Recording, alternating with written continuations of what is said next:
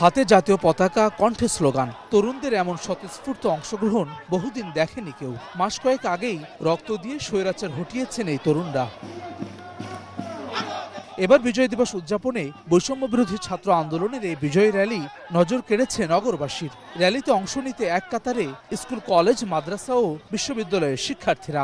বাংলাদেশের সাধারণ মানুষের যে আপনি যে উৎসবমুখর পরিবেশের ভেতর দিয়ে আজকের বিজয় উদযাপন করছে, আপনি এর ভেতরের মতো দেখতে পাচ্ছেন যে তাদের ভেতরে কি আগ্রহটা। প্রত্যেকবারের থেকে এবার একটু অন্যরকম লাগছে, খুবই ভালো লাগছে। এবার মনে হচ্ছে যেন অন্যরকম একটা আনন্দ।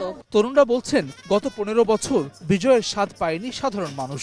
এক দল এবং গোষ্ঠীর হাতেই বন্দী ছিল স্বাধীনতা। 24-এর বিজয় তাই উচ্ছ্বাসের। নতুন এই বাংলাদেশের অগ্রযাত্রা অব্যাহত রাখার দৃঢ় প্রত্যয় তাদের কণ্ঠে। আমরা চাই 5ই আগস্টকে যেন বিজয় দিবস, বাংলাদেশ বিজয় 2.0 উদযাপন করার জন্য একটা ঘোষণা করা হয়। বৈষম্য বিরোধী ছাত্র আন্দোলনের আহ্বায়ক হাসনাত আব্দুল্লাহ বলছেন, স্বাধীনতার পূর্ণ অধিকার ফিরিয়ে দেয়াই এবারের বিজয় দিবসের শপথ। আমরা এই স্বাধীনতার পূর্ণ দখলদারিত্ব চাই এবং পরবর্তী বাংলাদেশে শুধুমাত্র বাংলাদেশের এক্ষেত্রে কোনো ভারতীয় আগ্রাসন, কোনো বিদেশি আগ্রাসন, কোনো বহিঃশক্তির কোনো আক্রমণ, অখণ্ডতার প্রতি হুমকি নিয়ে বাংলাদেশ আর থাকবে না। বাংলাদেশ নিজের ভূখণ্ডে একটা কমিউনিটি হয়ে উঠবে এবং আন্তর্জাতিক ভূখণ্ডে একটা সিভিলাইজেশন হয়ে উঠবে।